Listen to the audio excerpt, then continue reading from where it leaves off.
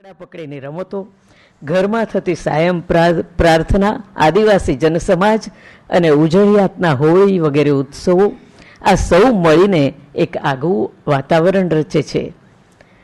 આ સૃષ્ટિમાં જોડિયા પાવા વગાડતો, મેળામાં મળતો અને ભજનની લેમાં રાતની રાત ગાળતો જનસમાજ ભૂત પ્રેત ડાકણ વંતરા જોડ ઝપટ ના વળગાડની માન્યતાથી હેરાન થતો ને વાણિયાને ચોપડે બધું લખી વળાવતો એ જોવા મળે છે. એના જે પાત્રો છે, આ પછીના એક લસરકાથી એમણે જે પાત્રો ઉપસાવ્યા છે. દાદા ઊંટ ઉઠાડવાનું છે, કઈ અફીણ માટે દાદા પાસે પૈસા માગતો ચિત્રે હાલ યજમાન મોતી કાશી. દાંતણને ભારી પરાણે નાખી બા પાસે દાણાને કપડાં માગતી ચોખલી ભંગડી, રોટલાને વાંકે અપંગ પતિને રસ્તે રઝળતા કરી મૂકતા ધૂળી માસી, લખોટા બમરડા વગેરે માટે બાળકોને ટટળાવતો છગુ ટપાલી જેવા પાત્રો પીછીના આછા લસરકાથી જીવંત બન્યા છે. સમગ્ર સ્મૃતિ કથા પર સતત છવાયેલા રહે છે દાદા. જોઈતારામ પાઠક. પિતાનું પાત્ર મુખ્યત્વે એમના જીવનના રહસ્યમય અનુભવો સાથે ઉપસ્યું છે અને બાનું મમતામયી ગૃહમાતા, હમદર્દ નારી રૂપે. બાળક બચ્ચુને વધુમાં વધુ સાન્નિધ્ય મળ્યું છે દાદાનું. વાર્તા રસમાં બાળકને તરબોળ કરતા, નદીએ નાહવા લઈ જતા, કોળિયામાં કાણા પાડીને ત્રાજવા બનાવી દેતા, યજમાન વૃત્તિમાં પણ સાથે રાખતા, તડકામાં પગમાં દાઝતું હોય ત્યારે ખાખરાના પાનના જોડા બનાવી આપતા, મંદિરે ભજનની રંગતમાં લઈ જતા દાદા. બાળક બચું અહીં સતત પ્રકૃતિ વચ્ચે ખેલતું જોવા મળે છે.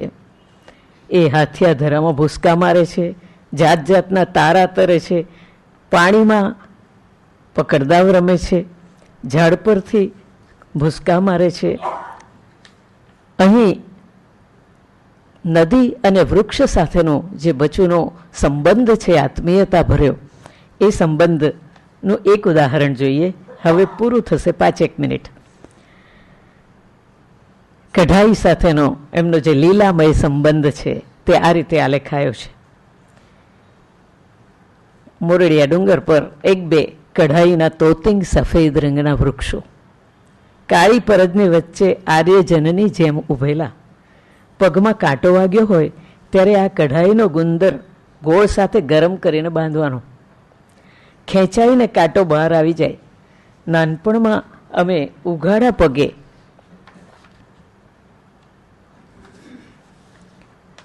ફરીએ એટલે અનેક વાર આ ઉપચારનો આશ્રય લેવો પડે, પણ અમને આ ઝાડનું એક ખાસ આકર્ષણ હતું. એની સફેદ છાલ પર સાગની સળીથી કે બાવળના કાંટાથી અમે નામ લખીએ. થોડા દિવસે એ અક્ષરો ઉપર પડ બાજે અને પછી એ ઉખાડતા નામ સ્પષ્ટ ઉઘડે. 11મા પ્રકરણમાં દેવપુરુષ પિતાના અવસાનની સાથે બાળક બચુના જીવનમાં એક નવું પ્રભાત ઉગડે છે. એને ગામ છોડીને શહેરમાં લઈ જવાય છે. બચુડાને સાચવજે બેન બોલતી બા છૂટે મોઢે રડે છે. બેનની આંખમાંથી દળદળ આંસુ સરી રહ્યા છે અને ગાડું ઉપડે છે. પૈડા નીચે બચુનું હૈયું કચડાય છે. લેખક વર્ણન કરે છે. હૈયું કચડાય છે એમ નથી કહેતા, એ તો એમ કહે છે કે રોજ મારાથી ખૂંદાતી એ પરિચિત રહેતી ગાડાના પૈડાની નીચે પીલાય છે. રેતીનું એ એક ધારું રુદન. આપણે સમજીએ છીએ કે રેતીનું નહીં, પણ આ બાળક બચુનું જે બહાર નથી આંસુ બતાવતો પણ અંદરથી એ રડે છે. જિંદગીનું આનંદ પર્વ અહીંયા પૂરું થાય છે. અને 12મું અંતિમ પ્રકરણ દર્શક એને શિરમોર પ્રકરણ તરીકે નવાજે છે.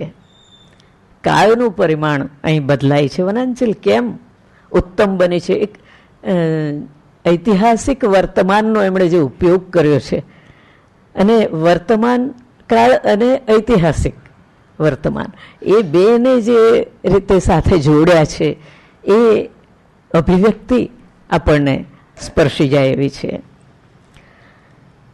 અંતિમ પ્રકરણને દર્શક શિરમોર તરીકે નવાજે છે.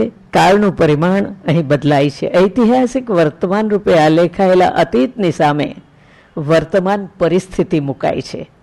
3-3.5 દાયકા પછી બચુભાઈ પુનઃ વતનમાં આવે છે અને એક આઘાત સાથે એની બદલાયેલી સુરત નિહાળે છે. ક્યાં માણસને આશ્રય આપતો, ફરી પાછું વિરોધનું સૌંદર્ય, ક્યાં માણસને આશ્રય આપતો પેલો વનાંચલ ને ક્યાં આ માણસને આશ્રય એની દયા પર જીવતા ઝાડવા. મન મૂંઝાય છે, ઉદાસ થઈ ગયું છે, કોઈ અજાણ્યા મુલકમાં આવી પડ્યો હું એમ લાગે છે. આ ભૂમિ પૂરતો જાણે હું જીવતો માનવી નથી, પ્રેત છું, વાસના દેહે વિચરું છું. બહુ જ સંક્ષેપમાં પ્રકૃતિ ઉપર, જનજીવન ઉપર, ભૌગોલિક પરિવેશ ઉપર શહેરી સભ્યતાએ જે પંજો પ્રસાર્યો, પરિવર્તન આણ્યું, કહેવાતું સુધરી ગયેલું વિરૂપ રૂપ દેખાડ્યું, તેનું વેધક આલેખન અહીં મળે છે. અને સમજાય છે કે ચિત્તમાં ઉગેલું વનાંચલ તો હવે ક્યાંય મળવાનું નથી. તેથી અંતે ઉદ્ગાર નીકળે છે, વળું પાછું મારે વનઘર હું મારા જ મનમાં. આ ભાવ પર આકાષ્ઠા ભાવકને પણ મૂંગું કરી મૂકે છે. અતીતનું કાવ્યાત્મક પ્રત્યક્ષીકરણ કરાવતી આ રચના માત્ર સર્જકના અતીત સાથે જ નહીં, એક આખા વીતી ગયેલા સમય સાથે ભાવક હૃદયને જોડી દે છે. અને આપણે એક અપૂર્વ ગદ્યમાં લખાયેલી વિષાદ મધુર કવિતા રૂપે વનાંચલને આસ્વાદીએ છીએ. અસ્તુ. અમે બે તો જયંતભાઈના વિદ્યાર્થીઓ ખરા જ, પણ લતાબેન પણ જયંતભાઈના વિદ્યાર્થીની. અને અમદાવાદ આવે જયંતભાઈ તો એમને ત્યાં જ રહે. ચંદુભાઈ અને લતાબેન નું આતિથ્ય સ્વીકારે. એમને સવારે 5 વાગ્યામાં ઉઠવા જોઈએ અને કે એવું કે રસોડું મને સોંપી દેવાનું, હું જાતે ચા બનાવી લઈશ. આવી તો ઘણી વાતો છે. બેને ઘણી બધી વાતો કરી છે, એટલે પ્રસંગોમાં એને યાદ કરીશું તો બીજો 1 કલાક એમાં જતો રહેશે અને મારે જે વાત કરવાની છે બાકી જ રહી જાય, જે એમનું મહત્વનું પાસું છે. પણ જીવનની અનેક આંટીઘૂંટીઓમાંથી પસાર થયેલો આ કવિ છે. એક શેરમાં એ કહે છે, મને જિંદગીને મરણની ખબર છે, મને જિંદગીને મરણની ખબર છે, કબર પર ફૂલો ને ફૂલો પર કબર છે. હવે આના જેટલા અર્થઘટનો કરીએ એટલા ઓછા પડે. અને જિંદગીને કવિતા સાથે અનેક રીતે એમણે સરખાવીને જોવાના પ્રયત્નો પણ કર્યા છે. જિંદગી સોનેટ જેવી જોઈએ, ચુસ્ત અને દૃઢબંધ. કાવ્યમાં પ્રાસ હો કે પ્રાસની હો ખોટ, પણ અંતમાં આવે જ ચોટ. તો આ રીતે જીવન અને કાવ્યને સરખાવતા પણ એ જીવનની કેટલીક માર્મિક વાતો કરી લે છે. એમની બહુ જ જાણીતી જીવન વિશેની પંક્તિઓ છે, હસતા હસતા રડી પડે ભાઈ માણસ છે, રડતા રડતા લડી પડે ભાઈ માણસ છે. તો આ રીતે એ જીવનને જોતા આવ્યા છે એમની રચનાઓમાં. પણ કવિતા એ એમનો મુખ્ય આવિર્ભાવ રહ્યો સર્જક તરીકેનો. 11 જેટલા કાવ્ય સંગ્રહો, 11 પૂરી કરી આખી, 13 થયા. પછી તો 2 મરણોત્તર નહીં, એમનો ક્ષણોમાં જીવું છું આખું સર્વસંગ્રહ પ્રગટ થયો. એ પછી પણ એમના 2 સંગ્રહો પ્રગટ થયા. તો આટલા બધા કાવ્યો સાથે જોડાયેલા રહ્યા અને જાત જાતના વિષયો, અભિવ્યક્તિને અનેક તરેહો એ સમયે ખેડાતા અનેક પ્રકારોને ઉપયોગમાં લઈને એમણે પોતાની સર્જનાત્મકતા બતાવી. સમય એવો હતો કે એક તરફ ઉમાશંકર અને સુંદરમ જેવા સમર્થ કવિઓ છે આપણી પાસે, બીજી તરફ રાજેન્દ્ર શાહ અને નિરંજન ભગતના કાવ્યોની ભૂરકી છે, અને આ વચ્ચે ટકવું આ નાની સૂની સર્જકતાનું કામ નથી. એટલે જયંત પાઠક અને ઉષ્ણસે આ બે ધસમસતા પ્રવાહોની વચ્ચે પણ પોતાનું કર્તૃત્વ સૂઝબૂછથી અને કલાભાનથી પ્રગટ કર્યું. એને કારણે એ સાતત્ય દાખવી શક્યા, અને એને કારણે આ બંનેનો મહિમા પણ છે.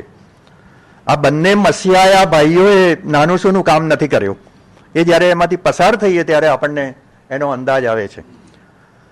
પ્રારંભમાં લખે છે ત્યારે ગાંધીવાદી કવિઓનો પ્રભાવ છે. રાજેન્દ્ર આદિની શૈલીના સંસ્કાર વિશેષો પણ મળે. બાલમુકુંદ વેણીભાઈ જે રચનાઓ કરતા હતા એની છાયા પણ મળે. વેણીભાઈની તો કેટલીક વાર પહેલી પંક્તિ લઈને એમણે કવિતા કરી હોય. ફૂલ નીકળી ગઈ મનમાંથી. પાઠે હવે ઓછું રહે છે દક્ષાબેન.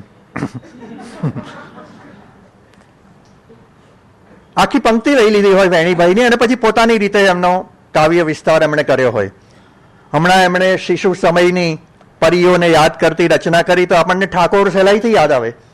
તો છે, પૂર્વસૂરીઓના સંસ્કારો પણ છે, પણ પોતાની રીતે કાવ્ય રચનાને આગળ કરવાની, વિકસાવવાની ક્ષમતા પણ ભરપૂર હતી. તો સોનેટો કર્યા, ગીતો લખ્યા, અને આપણને આશ્ચર્ય થાય કે જયંત પાઠક જેવા પ્રમાણમાં પ્રશિષ્ટ લાગતા કવિ ગીતોમાં આવી રમણા ક્યાંથી ઊભી કરી છે. અને કાનને પણ યાદ કરી લે, કૃષ્ણ ભગવાનને પણ યાદ કરી લે. કાન હવે ગોકુળ ના આવો તો ચાલશે, યમુનાના વેણ હજી થંભ્યા નથી, અને ઝીણી ઝીણી વાંસળીયું વાગે. બધું યાદ કરી લે છે. સાસુ નણંદ હવે સુએ નિરાતે, ને ઘરના ધણીની ટળી ચિંતા. સાસુ નણંદ હવે સુએ નિરાતે, ને ઘરના ધણીની ટળી ચિંતા. નીંદરમાં કોકવાર સળવળતા પડખામાં ધીમું ધીમું કંઈક ચાલશે. કાન હવે ગોકુળ ના આવો તો ચાલશે. બદલી નાખે આખી વાતને, દયારામની જેમ. આમ તો દયારામ પહેલા નકાર તરફ રચનાને લઈ જાય અને પછી કેવા હકારમાં રૂપાંતરિત કરી દેતા. ધારા એની એ જ છે, અભિવ્યક્તિની રીત બદલાઈ છે, ભાષા બદલાઈ છે, પણ ગીતો કર્યા છે આવા સરસ. પણ ગીતોમાં જે મૌલિકતા છે એ તો જ્યારથી એમના હાથમાં વગડો આવ્યો ને ત્યારથી પ્રગટવા માંડી છે. ભલે પરંપરાગત રીતે લખતા ગયા જયંતભાઈ, પણ વનાંચલની સમાંતરે એમને એમનું ધ્રુવ પદ મળ્યું છે. એટલે જયંત પાઠકની ઓળખ જો આપણે ઊભી કરવી હોય, એમનો ઈડિયમ જો પકડવો હોય, એમની સિગ્નેચર જો આપણે જાણવી હોય, તો આ વગડા સાથેની રચનાઓમાંથી જ પસાર થવું પડે. અને અહીં જે શીર્ષક આપ્યું છે, વગડાનો શ્વાસ, એ બિલકુલ આપણને એમની લિખિતન જયંત પાઠક લખતા હોય એ પ્રકારની રચનાનો અનુભવ કરાવે. અને શબ્દો પણ બદલાવા માંડ્યા છે હવે. એમણે જે ભલાજી વિશેના ગીતો કર્યા એ તો એટલા વિલક્ષણ છે. અને ગુજરાતી ભાષામાં રૂક્ષ શબ્દોની તાકાત કેટલી હોય, કઠોર વર્ણો કેટલા મજબૂતીથી અને ભાવ જગત નિર્માણ કરી શકવામાં સમર્થ હોય, એની પ્રતીતિ કરાવતી એ રચનાઓ છે. ભલું તમારું તીર ભલાજી, ખરા તમે તાકોડી. હવે આ તાકોડી આવે ગીતમાં, એ જ આપણા મનમાં બેસે નહીં. પણ આ જયંત પાઠક બધી જ કરામતો કરી શકે. એક આંખ મીચીને માર્યું, દલડું નાખ્યું તોડી. એક આંખ મીચી એ તો પ્રેમની અભિવ્યક્તિનો એક મહત્વનો ભાગ છે. પણ દલડું નાખ્યું તોડી, ભાલોડે ભરવીને હેંડ્યા તરફડતી સીટી તોડી. હવે આ ભાલોડે હેંડ્યા, તરફડતી, ટીટોડી, આ બધા જ્યારે શબ્દો આપણે જોઈએ ત્યારે લાગે કે વૃક્ષ ગણાતા શબ્દો, વર્ણો માંથી પણ કવિ ગીતની કેવી નજાકત ગૂંથી લે છે. ભાવને કારણે વર્ણોની કઠોરતા ટકતી નથી. તો આવા કેટલા સરસ ગીતો ભલાજી શબ્દ લઈને એમણે કર્યા. ભલાજી તમે ભારે કરી, એમ કરીને કોઈ ગીત શરૂ કરે. ભલાજી તમે આવ્યા તે ના આવ્યા જેવું. તો અને નારીની સંવેદના કઈ રીતે આલેખવી એના તો આપણે ત્યાં અસંખ્ય ઉદાહરણો છે. અને કેટલાકે તો એને માટે સ્ત્રૈણ અભિવ્યક્તિ એવા જ શબ્દો વાપર્યા છે. પણ બળકટ ભાવથી આ સંવેદના કઈ રીતે પ્રગટ થાય. અને એક આદિવાસી કન્યા બોલે તો એ તો આ જ શબ્દો વાપરશે ને. એને ક્યાંથી મૃદુ શબ્દો જડવાના. અને છતાં ભાવની મૃદુતા જોખમાય નહીં એ રીતે આખી ભલાજી વિશેની રચનાઓની એક શ્રેણી ગીતો રૂપે એમણે કરી. પણ માત્ર આમ જ કર્યું છે એવું નથી. આપણે ઉલ્લેખ કર્યો એમ એ રાજેન્દ્ર શાહ, નિરંજન ભગત, પ્રિયકાંત મણિયાર આ બધાના પણ સમકાલીન કવિ હતા. અને એ વખતે ગુજરાતી કવિતામાં પ્રતીક, પ્રતિરૂપો આ બધું આવવાનું થયેલું, શરૂ થઈ ગયેલું. અને શુદ્ધ કવિતા તરફની એક ગતિ પ્રારંભ થઈ ચૂકેલી. તો જયંત પાઠક એની સાથે પણ સર્જનાત્મકતા બરાબર નિભાવીને રહેવાનો પ્રયત્ન કરે છે. અને એવી સરસ રચનાઓ કલ્પન કેન્દ્રી પણ આપણને મળે. અંધારું વિશેના કેટલાય સરસ કલ્પનો જયંત પાઠકની રચનામાં છે. શિયાળવાની લાળી સાથે સીમ ગજાવે. અંધારું શું કરે? શિયાળાની લાળી સાથે સીમ ગજાવે, તમરાની પાંખોથી કાશી જોડ બજાવે. કાશી જોડા બ્રાહ્મણને જ યાદ આવે. એ મંદિરમાં વગાડતા હોય એ બ્રાહ્મણ સંસ્કાર પણ દેખાય. પણ તમરાની પાંખોથી કાશી જોડ એમ કરીને કલ્પનનું નિર્માણ કરે. બોડેથી દીપડા જેમ લપકે. બોર્ડની અંદરથી જાણે દીપડાની જેમ આ અંધારું લપકે. રીંછ બનીને ઊંચેરા તાળે ચડી તાડીને પીએ. અંધારું અને રીંછનું સાદૃશ્ય બહુ જ સહેલાઈથી આપણે પકડી શકીએ. તો જેમ રીંછ તાડના ઝાડ ઉપર, ઊંચેરા તાડની ના થડ ઉપર ચડીને તાડી પીએ, એમ જાણે આ અંધારું અનેક કલ્પનો દ્વારા કવિને એની પ્રાકૃતિકતાનો અનુભવ કરાવે. તો આવા તો સરસ કલ્પનો એમની અનેક રચનામાંથી મળે. રણ વિશે કલ્પન કેન્દ્રી કાવ્ય કર્યું છે. સૂર્ય પાંખથી ખરખર રેત ખરે. કલ્પના કરી દીધી સૂર્યની, કોઈ એક વિરાટ પક્ષી હોય અને રેતીના ખરવાની સાથે ખરખર રેત કરેનો રવ જોયો, અવાજ જોડ્યો એમણે અને કલ્પનની દિશામાં ગતિ કરી. બીજી પંક્તિ તો બહુ જ અદભુત છે એની. ઊંચી ડોકે ઊંટ આભનો તડકો ચરે. આમે પેલાની ડોક તો ઊંચી જ હોય, નીચે તો એને આમે ઝૂકીને ઘાસ ચરવું ફાવે નહીં ઊંટને. રણ હોય તો ઊંટ પણ હોય અને એ ચરે છે શું? આભનો તડકો ચરે. એમ કરીને એક કલ્પન કર્યું. ક્યાં છે મરણ? રણમાં તો હરણ ને ક્યાં છે હરણ? પેલું હરણ યાદ આવે છે. ક્યાં છે હરણ? ક્યાં છે પેલું બદામ રંગી મરણ? ઓહો, શું અદભુત કામ કર્યું છે આ તો. ક્યાં છે પેલું બદામ રંગી મરણ? મરણને એક રંગ આપ્યો. એ વખતે આ ચાલતું હતું. ગુલામ મોહમ્મદ શેખ ને આ બધાની રચનાઓ જોઈએ તો રંગોની સાથે કલ્પનોને જોડવાનું, પદાર્થોને જોડવાનું એક વલણ હતું. પણ આ રીતે રણની સાથે બદામ રંગી મરણ જોડીને એમણે એક કલ્પન વિશેષ ઉભો કર્યો. એક ગઝલ લખી છે એમણે. હવે ગઝલ કેવી કે કેમ, આની તો એક પાછી મોટી મથામણ શરૂ થાય. કેમ કે ગઝલના શાસ્ત્રકારો તો પાછા એને ગઝલ ગણે નહીં. એ પ્રકારની એક ના મને અમને ખબર જ હોય. ચીનુભાઈ તો મિત્ર છે અમારા ઘણા, અમે સાથે કામ કર્યું છે. માત્ર કામ નથી કર્યું, સાથે ક્યાં ક્યાં ગયા છીએ. આખા ગુજરાતમાં એમની સાથે ફરવાનું થયું છે, એટલે ત્યારે પણ આ બધી વાતો થતી જ હોય. તો એક ગઝલમાં કલ્પનો કઈ રીતે રચી શકાય, જેને આપણે એક ગઝલમાં મુસલસલ ગઝલ કહીએ છીએ ને, એવી એક રચના એમણે કરી છે. કોઈ એને કાવ્યનુમા ગઝલ પણ કહી શકે, કોઈ ગઝલનુમા ગઝલ તરીકે પણ એને ઓળખાવી શકે, એ પ્રકારની એક રચના કરી છે. વરસાદનું એક વાતાવરણ એમણે અનુભવ્યું છે ને એને વિશેના કેટલાય સરસ કલ્પનો સાતત્યપૂર્ણ રીતે એ ગઝલમાં આપ્યા છે. વળ ખાય વાદળીઓ ભીની ભીની હવામાં, વળ ખાય, બલખાય નહીં, હે જો આ એ વળ ખાય વાદળીઓ ભીની ભીની હવામાં, વીંજાય વીજળીઓ ભીની ભીની હવામાં. આ તો પ્રારંભ કરવો છે, હજુ એક મતલા કરવો છે, એટલે એક પ્રસ્તાવનાના ભાગરૂપે એમણે એમાં દાખલ થવાનું શરૂ કર્યું. નેવાની છાંટ આવે છે ઓટલે ઉડીને, ભીંજાય ઓકળીઓ ભીની ભીની હવામાં. બિલકુલ દાખલ થયા અંદર. પહેલા બહાર નેવાની છાંટ આવે છે ઓટલે ઉડીને, ભીંજાય ઓકળીઓ. હવે આ ઓકલી તો પાછા જનપ્રદેશમાં રહેતા હોય એને જ ખબર હોય, પણ ગાર કરતા હોય ને એની ઉપર જે ભાત પડતી હોય એ ઓકળીઓ. હવે તો ટાઇલ્સના જમાનામાં છીએ ને આપણે, પણ આ પકડી રાખ્યું છે એમણે. અને આ ઓકળીઓ એટલે માત્ર ઓકળીઓ નથી, આ અંદર જે બધી ઓકળીઓ છે, આંગળીઓની ભાત જે ઊભી થઈ છે, અને અંદર જે એની લાગણીઓ રૂપે જે વિસ્તરણ થઈ રહ્યું છે, એની સાથે એનો સંબંધ એ જોડી આપે. કળીઓને હર ઋતુમાં ફૂલો થવાની ઈચ્છા,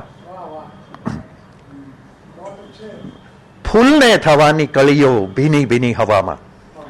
ઋતુઓ વચ્ચેનો ભેદ કવિ કઈ રીતે બતાવે છે. બીજી બધી જે ઋતુઓ છે એ તો વિકાસની છે. કળીઓને હર ઋતુમાં ફૂલો થવાની ઈચ્છા, પણ આ ઋતુ કેવી છે? ફૂલને થવાની કળીઓ ભીની ભીની હવામાં. આ સર્જનની ઋતુ છે. એ બતાવવા માટે એમણે આ રીતે એનો વિનિયોગ કર્યો. બાંધેલ વાદળીની ભારી છૂટી ગઈ,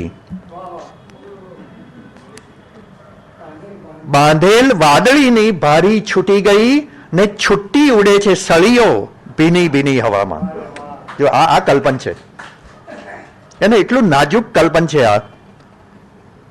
તો એ વખતે જે કલ્પન લીલાઓ ચાલતી હતી આપણી રચનાઓમાં, એના કરતા સાવ નોખી રીતે એમણે આ કલ્પનો સિદ્ધ કર્યા છે. ધીમી ધીમી બળે છે તમની ધુમાડી વચ્ચે. એ વખતે જાહેરાતોમાં આવતા આ શબ્દો, ધીમી બળે છે ને વધુ લહેજત આપે છે.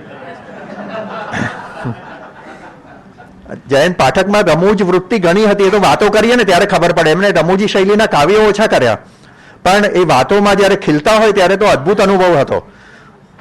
અને આપણને એમ ક્યાંથી એ વાતચીતમાં એમની રમૂજો લઈ આવતા હોય. વનાંચલમાં એ પ્રમાણમાં ગંભીર છે, કવિતામાં પણ એટલા જ ગાંભીર્યથી એ પ્રગટ થાય છે.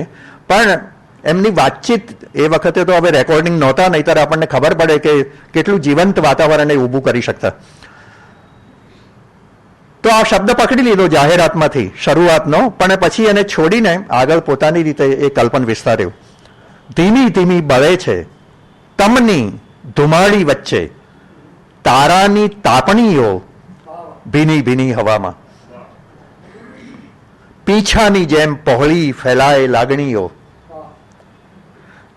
શબ્દ વાપર્યો નહીં કોના પીંછા છે, પણ પ્રસ્તુત દ્વારા અપ્રસ્તુતનું નિરૂપણ કરવું, એને અમે વિદ્યાર્થીઓને કહીએ છીએ કે લક્ષણા વ્યાપાર કહેવાય. પીંછાની જેમ પહોળી ફેલાય લાગણીઓ, ભીંજાય ગયું. પીંછાની જેમ પહોળી ફેલાય લાગણીઓ, ટવકાય વાંસળીઓ ભીની ભીની હવામાં. એકાંતની રહેલી અધખુલી બારીઓને અડકે છે આંગળીઓ ભીની ભીની હવામાં. અને એનાય અર્થઘટનો કરવા બેસીએ તો ઘણો સમય જોઈએ, પણ આવી રીતે ગઝલો પણ લખતા. મૂળ વાત તો આપણી આટલી છે. અને મુશાયરામાં આ ગઝલોને દાદ ઓછી મળતી, કેમ કે એ સમયે સુરતમાં ગની દહીંવાલા હોય, અસીમ રાંદેરી હોય, બેકાર સાહેબ હોય, જનાબ બેકાર સાહેબ હોય, રતિલાલ અનિલ હોય, આ બધા ગઝલો કહેતા હોય. અને ત્યારે ગઝલ રજૂ કરવીને બહુ મોટું સાહસ હતું. દાદ ઓછી મળે, પણ રચનામાંથી પસાર થઈએ ત્યારે લાગે કે કેટલી નજાકતપૂર્ણ રીતે એમણે આ કામ પણ કર્યું છે. તો આવી આવી ગઝલો પણ એમની પાસેથી આપણને ઘણી મળી. નવળી રચનાઓ નથી એવું નથી. આટલી બધી રચનાઓ કવિ કરતો હોય ત્યારે નબળી રચનાઓ મળે, પણ એને આધારે કંઈ એના મૂલ્યાંકનો ન થાય. ખાલી એક વિધાન કરી દેવાય કે ઘણી નબળી રચનાઓ પણ છે. પહેલી પંક્તિ બહુ જ સુંદર થઈ હોય અને પછી કરામતો કરવી પડી હોય, આવું પણ મળે. અને તો થવાનું. આવ્યા છો તો અહીં જ રહી જાઓ પ્રિયે, આમ કરીને સરસ શરૂ કરે. અને એટલી સહજ પંક્તિ છે આ. મરમરનું પહેલું જ કાવ્ય આ છે. આવ્યા છો અનુસ્વાર વાળું, તો અહીં જ રહી જાઓ પ્રિયે, પણ પછી ગોઠવવું પડતું હોય. કવિઓને બધા આમ તો કવિતા ગોઠવણી જ હોય છે. ઘણી વાર ઓટોગ્રાફ કવિઓને આપવા પડે. કવિઓ હોય ને એટલે બધા લોકો ચાહકો આસપાસ ઘેરી વળતા હોય, વિદ્યાર્થીઓ તો ખાસ. અને જયંતભાઈએ પણ આવો ઓટોગ્રાફ આપવા માટે 2 પંક્તિઓ ગોઠવી જ રાખેલી. એ વારંવાર કેટલાય વિદ્યાર્થીઓને લખી આપતા. સત્કર્મનો સરવાળો, ગુણોનો ગુણાકાર, બુરાઈની બાદબાકી, ભ્રમનો ભાગાકાર. હવે આ ગોઠવણ છે.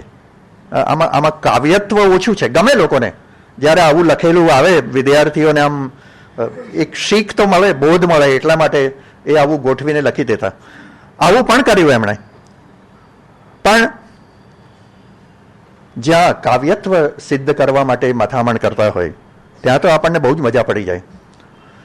મેં કહ્યું એમ કેટલાય સોનેટો કર્યા, અછાંદસ રચનાઓ કરી. આ રણનો જે મેં ઉલ્લેખ કર્યો એ અછાંદસ રીતે લખાયેલી કવિતા છે.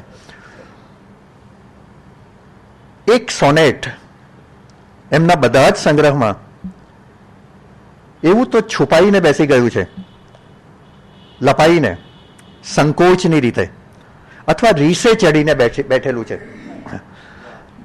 જે લોકોની નજરે ચડવા માંગતું નથી. પ્રયત્નપૂર્વક સંકલ્પ કર્યો છે એ સોનેટે કે મારે ભાવકોની નજરે ચડવું નથી. પણ એટલું કમનીય સોનેટ કર્યું છે. એનું શીર્ષક જ રીસ છે. નાયિકા કોઈક રીતે રીસે ભરાઈને પિયરમાં જતી રહી છે. અને થયું છે એવું કે નાયક કોઈક નિમિત્તે એના ગામ આવ્યો છે અને એની અભિવ્યક્તિ આ નાયિકાએ એ સોનેટમાં કરી છે. તમે આવ્યા મારે નગર, ઘરને આંગણ પિયા, અને મેં મૂર્ખીએ રીસની રગમાં શબ્દ સરખો કહ્યો ના પ્રીતિનો. જો રીસની રગ, કેટલો સરસ પ્રયોગ અહીં કરવામાં આવ્યો છે.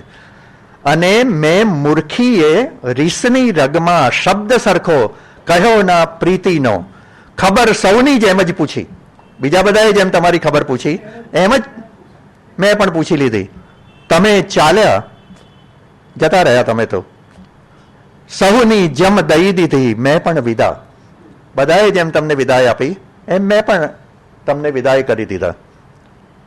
ક્ષમા વાલા, મારી રીસનું કંઈ કારણ નહોતું.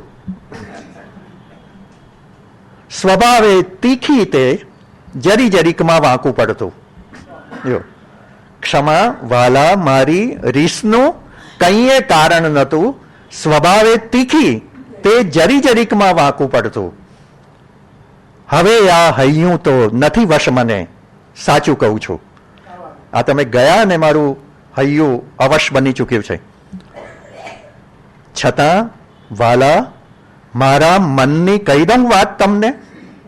પેલા ગયા પછી જતા રહ્યા છે, પછી આણે શરૂ કર્યું એની અનુપસ્થિતિમાં.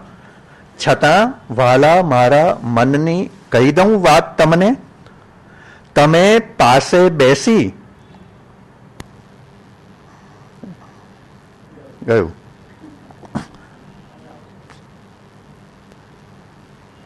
તમે પાસે બેસી ખબર મુજની હોત પૂછીજો.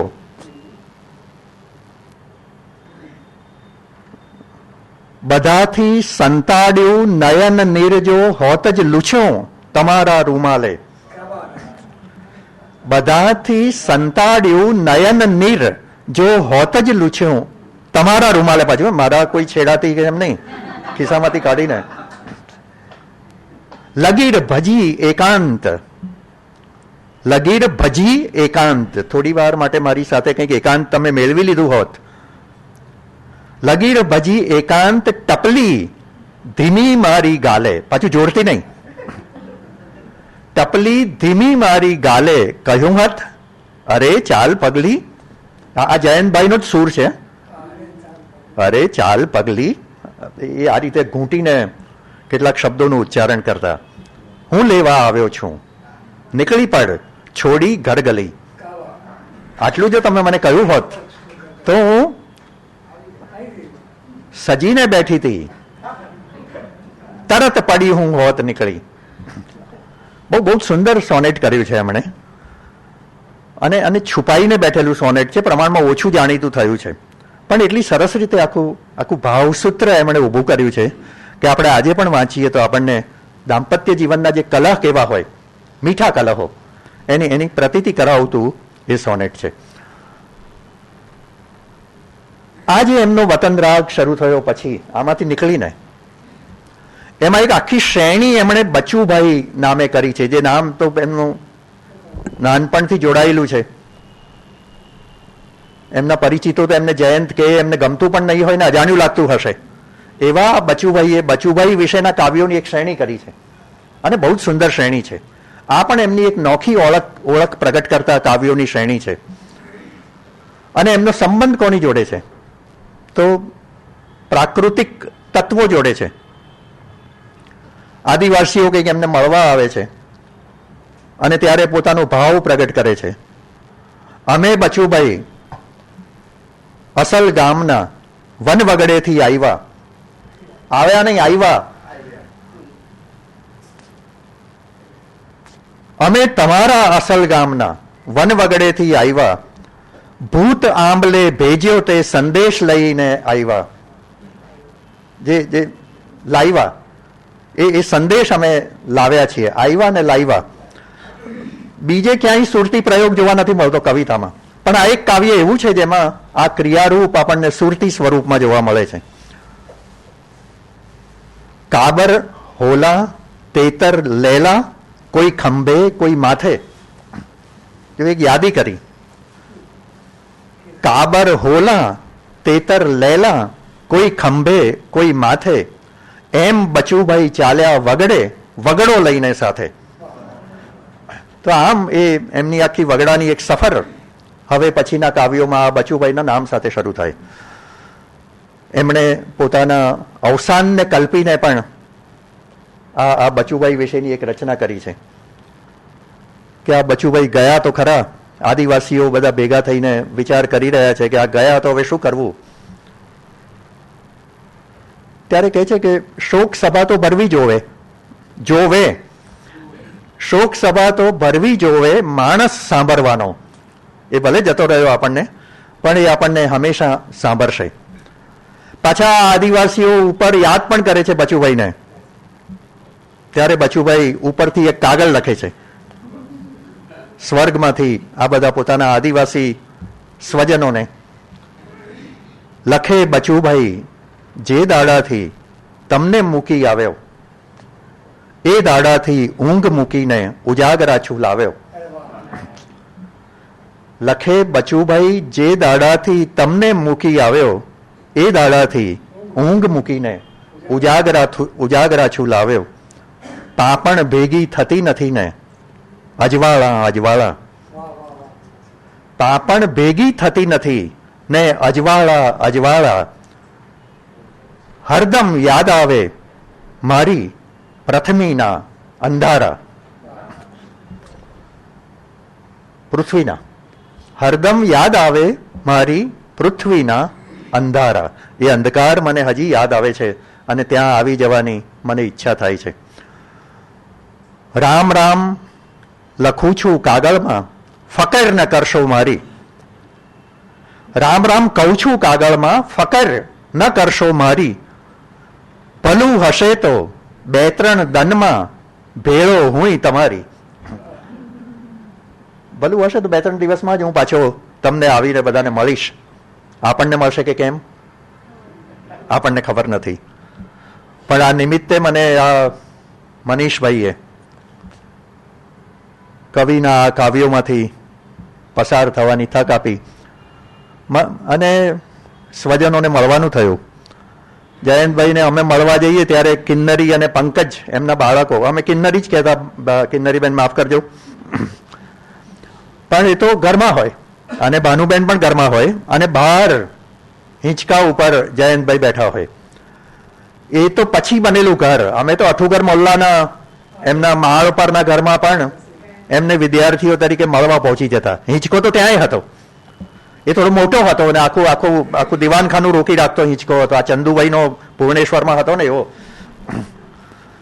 અને એમાં ઝૂલતા ઝૂલતા વાતો કરતા હોય અને ઘરમાં તો ધોતિયું જ પહેરતા. આમ સૂટ પહેર્યો હોય, કોટ પહેર્યો હોય એવા તો કોલેજમાં આવે ત્યારે એ રીતે આવતા. ટાઈ બાઈ એમણે નથી પહેરી, એકલો કોટ ઉપર લટકાવી જતા. શર્ટના બટન તો 1-2 ખુલ્લા પણ હોય, બેપરવા હતા જરા. પણ ત્યાં એ વખતે કોલેજમાં અધ્યાપકો કોટ પહેરતા એટલે પહેરીને આવતા. તો અનેક રૂપોએ અમે જયંતભાઈને જોયા છે. અને એમના કદમપલ્લીના નિવાસ સ્થાને જ્યારે નવું બનતું હતું ત્યારે એમને થોડી આર્થિક મુશ્કેલીઓ પણ હતી. હપ્તા ભરવાના હોય ને મકાન તો મોટું માંડીને બેઠેલા, પહોંચી નહોતું વળાતું. તો મને બરાબર ખ્યાલ છે કે SSCના પેપરો જોવાનું પણ એ પસંદ કરતા. સામાન્ય રીતે ન કરે, એ આમાં પડે એવા નહોતા, પણ કરવું પડ્યું હોય અને એમણે એ કામ કર્યું હોય. તો આવી સ્થિતિમાં અમે જોયા છે. પછી બધું ઉગાડ્યું એમણે કદમપલ્લીમાં અને અમે મળવા જઈએ તો થોડા એ બતાવે શું ઉગાડ્યું છે, એનો વિકાસ કેટલો થયો છે. આખા ભાગમાં એ અમને વિદ્યાર્થીઓને સાથે સાથે ફેરવતા રહેતા.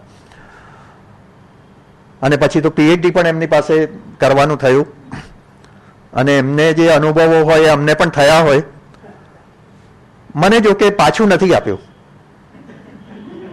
એ હું સરખામણી માટે નથી કહેતો, પણ એમને પછી પકવા વયે એવું લાગ્યું હશે કે હવે બધા વિદ્યાર્થીઓ સાથે ક્યાં માથાકૂટ કરવી, જેવું કરે એવું.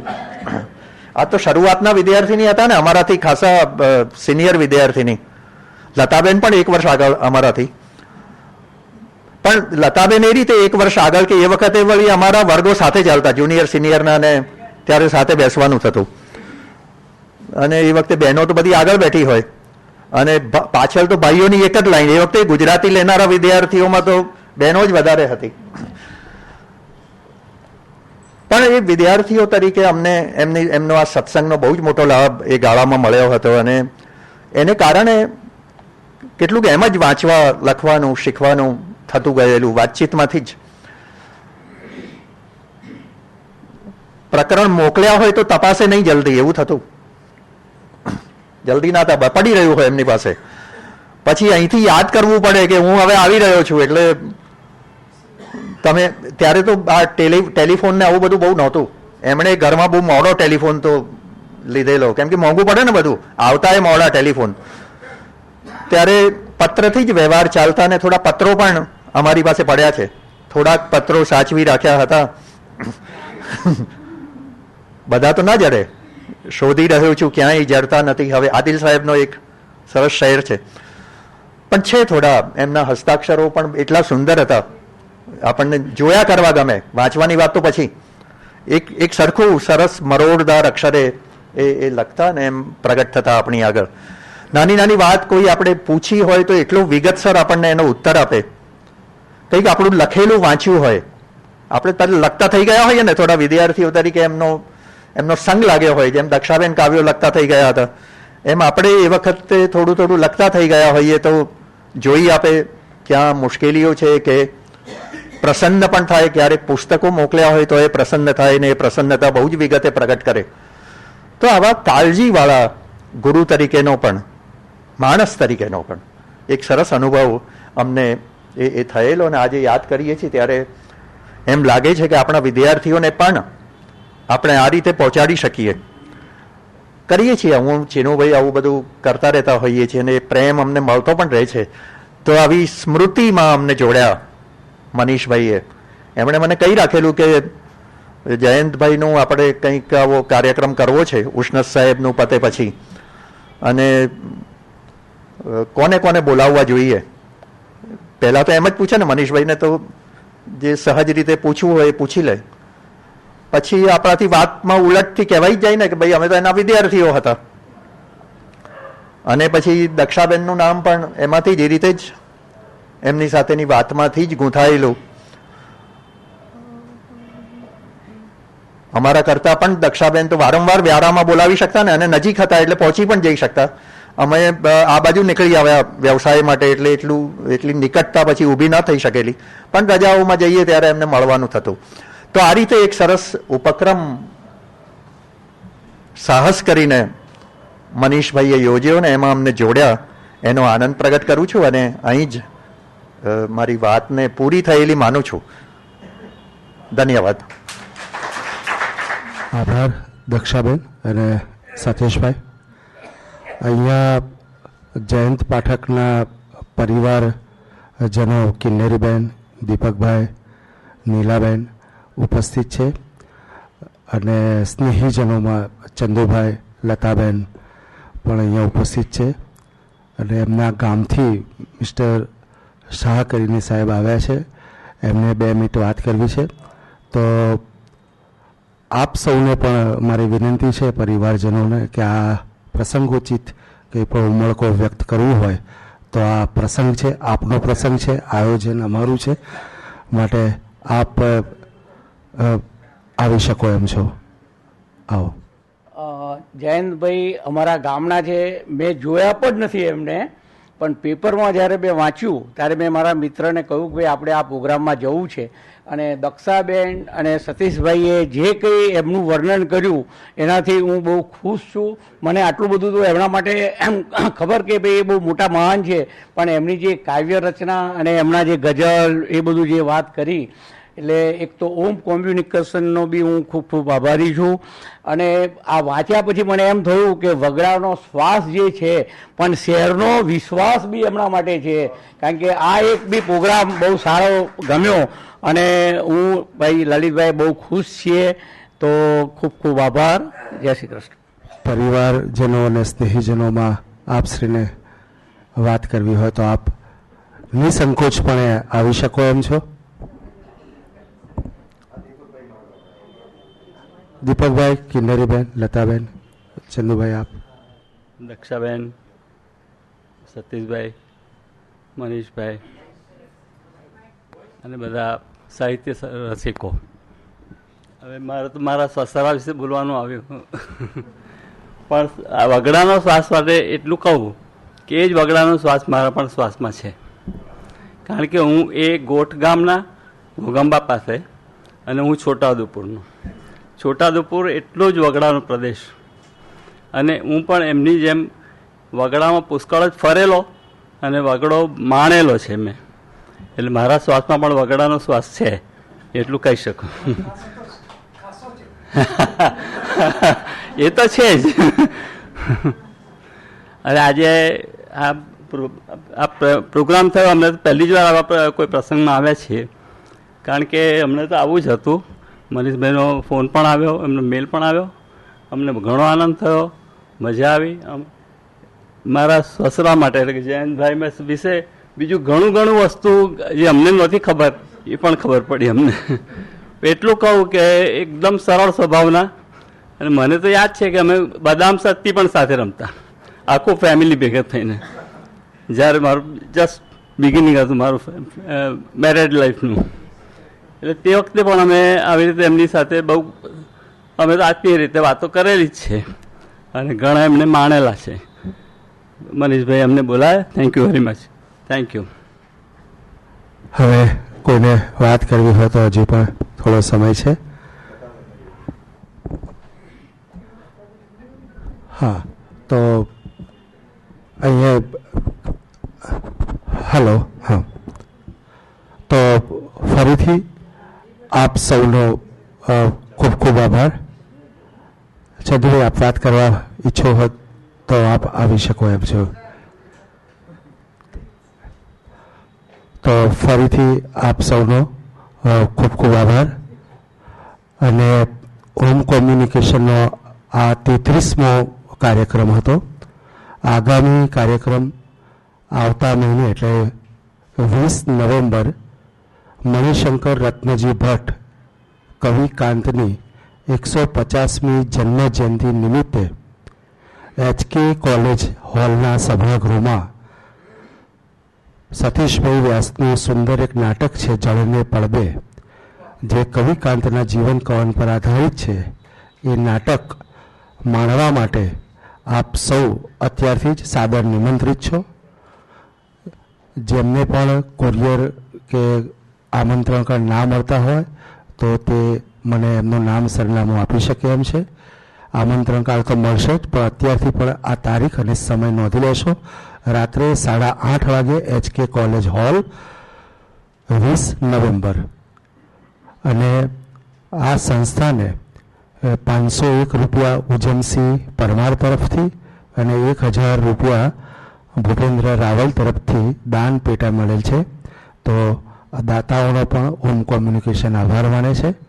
બહાર ચા પાણીની વ્યવસ્થા છે, એને ન્યાય આપશો. આપ સૌનો ખૂબ ખૂબ આભાર.